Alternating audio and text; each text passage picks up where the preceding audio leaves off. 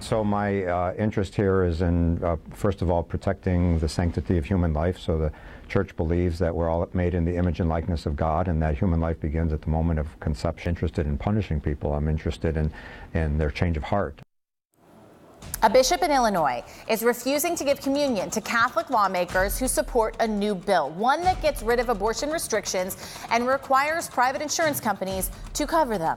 But Illinois House Speaker Mike Madigan, who is Catholic, is firing back, saying he believes it's more important to protect a woman's right to make her own health care decisions than to receive communion there at that church. Joining me now to talk about this, CNN religion commentator Father Edward Beck. Father Beck, it's always so good to have you here with us. This is a challenging one.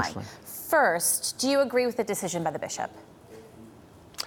Well, what I agree with is that it's an issue that certainly needs to be discussed. I don't think that communion is the way to handle it. You know, Pope Francis, Len, has a great comment and quote about this. Pope Francis says, communion, the Eucharist, is not a prize for the perfect, but it's powerful medicine and nourishment for the weak.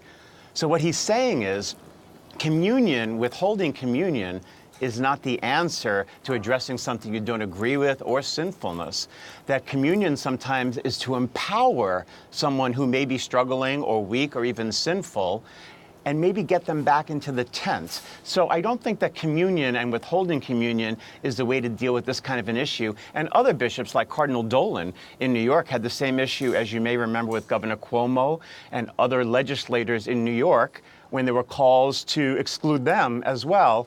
And Cardinal Dolan said, no, I don't even think canon law permits it, and I don't think it's the way to handle it. Well, that's what I was going to ask. Is this bishop allowed to make that decision, especially if you're not